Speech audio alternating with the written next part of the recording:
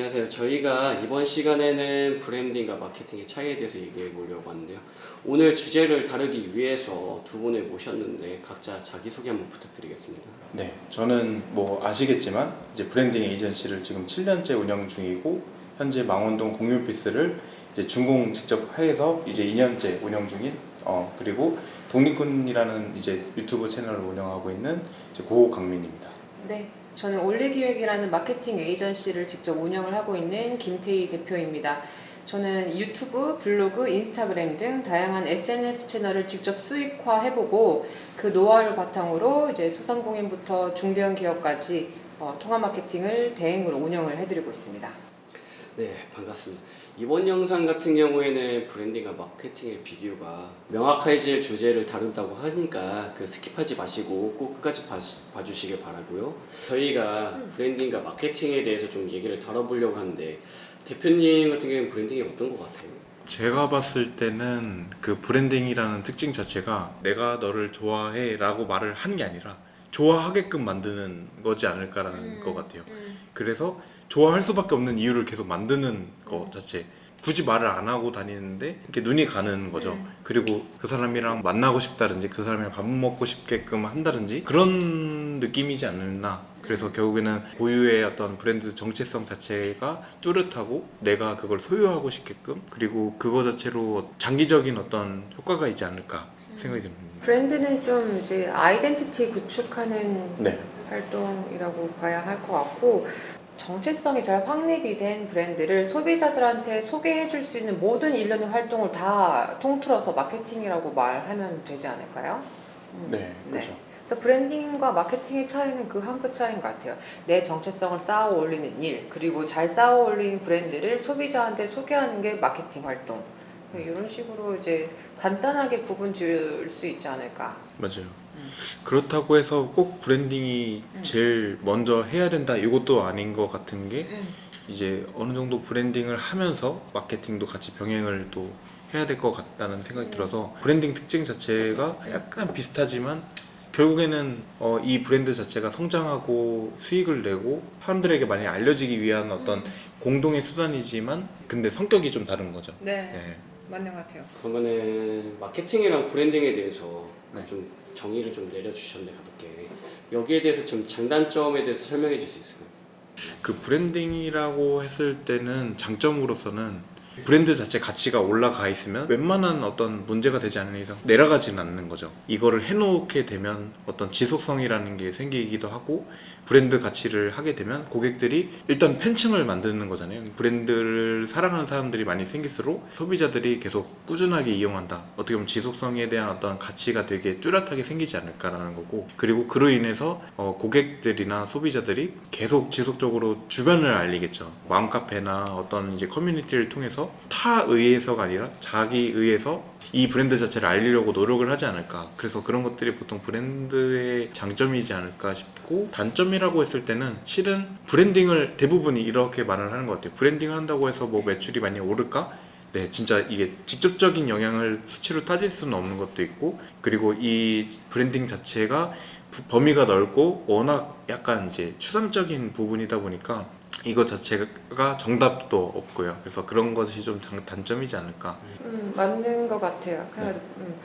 그 아무래도 브랜딩은 이제 보이지 않는 그 무형의 가치를 이제 이뤄나가는 작업이기 때문에 뭔가 바로 이제 피부로 와닿을 수 있는 결과물을 이렇게 만들어내는 게 좀 어려운 부분이다. 그래서 스몰 브랜드를 하시는 분들한테는 이게 뭔가 긴 터널을 걷는 듯한 조금 이제 그런 답답함을 느끼실 수도 있다. 단점으로 봤을 때는 그런 부분이 있을 것 같고, 이제 그에 비해서 스몰 브랜드를 하시는 분들이 이제 마케팅 쪽으로 이제 마케팅을 이제 운영을 하실 때 이제 브랜딩과는 반대로 마케팅 같은 경우에는 굉장히 이제 호흡이 짧고, 그리고 이제 뭐 판매 전환이라든지 그리고 내 브랜드가 소비자들 도달을 했을 때 그런 이제 모든 일련의 과정들이 다 수치화돼서 이제 눈으로 확인할 수 있기 때문에 무형의 가치를 쌓는 브랜딩과 비교해서 봤을 때 마케팅은 굉장히 내가 피부로 느낄 수 있는 결과물, 성과 네, 이런 것들을 확인할 수 있기 때문에 조금 더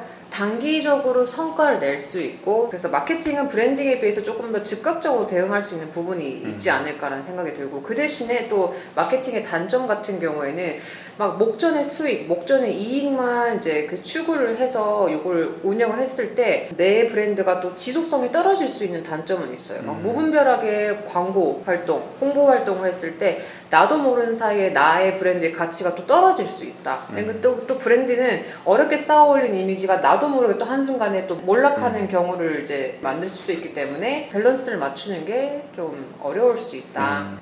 그죠. 그게 또 마케팅만 계속 했을 때 그게 또 브랜드 가치가 되게 어떻게 보면 쟤네 맨날 광고만 하고, 그런데 그랬을 때 뭔가 마케팅을 다시 줄였을 때 다 같이 매출도 또 줄어들지 않을까. 네네네. 근데 이제 그거를 브랜딩을 어느 정도 해놓은 데는 브랜딩을 해놓고 마케팅을 어느 정도 했다가 마케팅을 조금 줄여도 그 영향이 좀 덜 가지 않을까라는 생각이 드는 것 같아요. 맞아요. 그래서 브랜딩과 마케팅 간의 그 밸런스를 잘 맞추는 게 굉장히 중요하고도 어려운 일 같아요. 맞아요.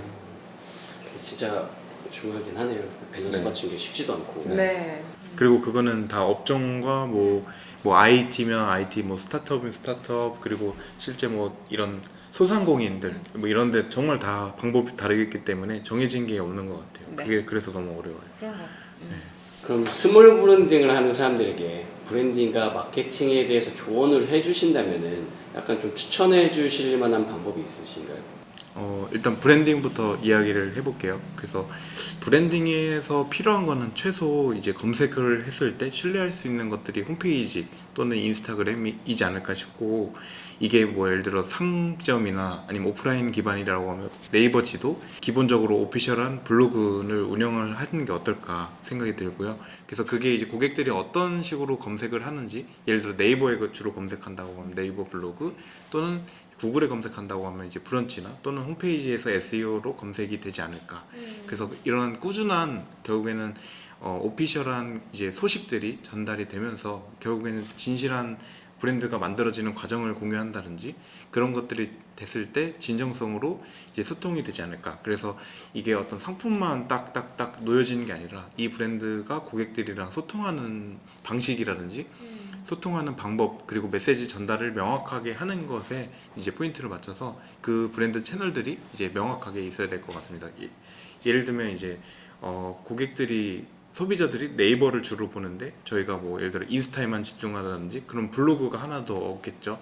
그래서 그런 것들이 이제 맞지 않다고 생각이 들기 때문에 고객이 어떤 사람들인지 타겟을 정확하게 찾고 그 사람들에게 메시지 전달할 수 있는 채널이 무엇인지를 보고, 그래서 지속적인 이제 커뮤니케이션 할 수 있는 채널을 운영하면서 관리를 하는 게 어떨까 생각이 드는 것 같습니다. 그리고 추가적으로 말씀드리자면 소비자 즉 팬들에게 메시지를 전달하기 이전에 우리의 메시지에 대한 정의부터 내리는 것이 매우 중요합니다. 특히 스몰 브랜드 팀이 대기업이나 중견기업 등의 이상처럼 규모가 크지 않기 때문에 브랜드 메시지나 톤의 매너를 한 메시지로 할 수 있는 것이 충분합니다. 여기서 한 메시지라는 것은 서비스, 광고, 홈페이지 등, 그리고 CS 등 고객들이 접할 수 있는 모든 브랜드 경험에서 통일되고 일관된 경험을 전달하는 것입니다. 브랜드 채널도 어떤 걸로 하는지 정하는 것이 중요하지만 그 전에 메시지 즉 브랜드 에센스라는 것을 정해놓고 하는 것이 매우 중요하다고 생각합니다. 일단 스몰 브랜드 하시는 분들한테는 오히려 그 마케팅에 대한 범위가 굉장히 또 명확할 수 있어요. 그 스몰 브랜드 하시는 분들은 그 광고 예산에 분명히 제한이 있기 때문에 사실 다양한 범주의 마케팅을 다 이제 통합해서 운영하기 힘들고 디지털 마케팅 기반으로 움직이는 게 맞겠죠. 그래서 일단은 이제 스몰 브랜드의 그 공식 채널을 다 갖추고 있어야 될 것 같고요. 뭐 공식 홈페이지, SNS 채널, 그리고 이제 만약 지역 상권 같은 경우에는 네이버 플레이스 영역을 반드시 설정을 해주셔야 되고, 요 채널을 기반으로 기본적인 이제 그 내 브랜드를 잘 소개할 수 있는 콘텐츠 마케팅을 루틴하게 지속적으로 이제 운영을 해주셔야 되고, 그리고 내가 내 아이덴티티를 내 공식 채널에서 이제 잘 소개를 했다면은 저희 마케터들은 대세감형성이라고 이야기를 하는데, 다른 사람들이 이 브랜드 이만큼 주목을 하고 있고 많은 사람들이 이 브랜드를 이용을 하고 있구나라고 소위 말해서 그냥 잘 나가는 브랜드다라는 그런 대세감을 이제 만들어주기 위해서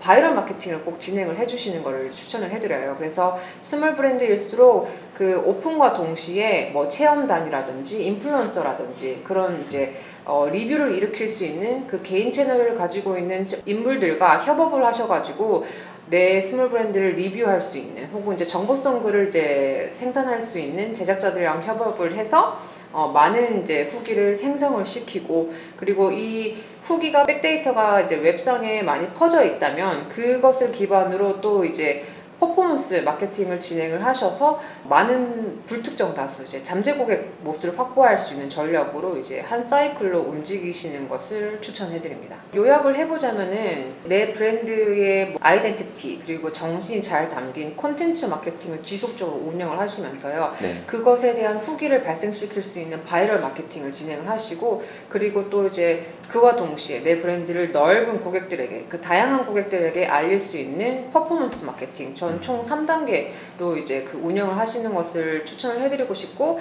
그리고 이제 아까 말씀드렸지만 지역 상권으로 움직이시는 스몰 브랜드 같은 경우에는 네이버 플레이스 영역을 반드시 잘 이제 운영하시는 것이 중요합니다.